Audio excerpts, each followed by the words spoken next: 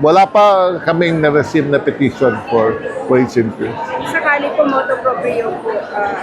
That's actually ang patutunguhan yan, basing it on existing conditions, yung consultation of sectoral representatives. By next meeting ng board, they will be reporting already ano yung nangyari sa kanilang konsultasyon sa kanilang mga sektor.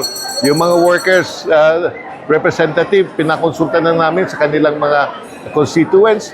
Pati na rin yung employers, pinakonsulta na namin sa kanila. And every meeting ng board, nagdi-discuss kami ng certain economic indicators like prices of commodities, prime commodities, agricultural products, as well as yung inflation rate in the region. So, pinag-aaralan namin yan. Actually, there is a series of reports already in our meetings na ginagawa. And eventually, we will be consolidating all of this. What is in the consultation, what are these economic indicators are leading us, so that more or less we can, we will be guided on whether we will already be, we will be deliberating for an adjustment in the minimum wage. Actually, kami mismo gusto na namin gumalaw. But meron kasing mga conditions na dapat pinag-aaralan natin.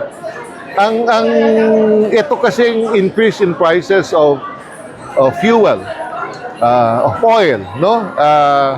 Temporary kasi galing ito sa giyera kaya tumaas. Ang problema natin is, what if bumalik sa normal and we have already increased? Hindi natin pwedeng bawiin ito. And that is at the expense of those who will be paying. Diba? So these are things na pinag-aaralan natin. Paano natin, mapapansin nyo siguro ang gobyerno, panay subsidy. Because we cannot at this point immediately increase everything. Because if we do, then we cannot take it back. These are conditions na kaya pati nga ang worker sector are not really trying to, nasasabihin nila, oh, mag-increase na tayo, talagang kailangan na. Why? Because the basis is just temporary. So these are things na dapat nating tingnan. Kami, apektado na rin tayo sa lahat. But then, sabi nga natin, if we still can caution this problem by giving some subsidies, then we will. But if we cannot do this and government cannot do it anymore, then we will be doing our share.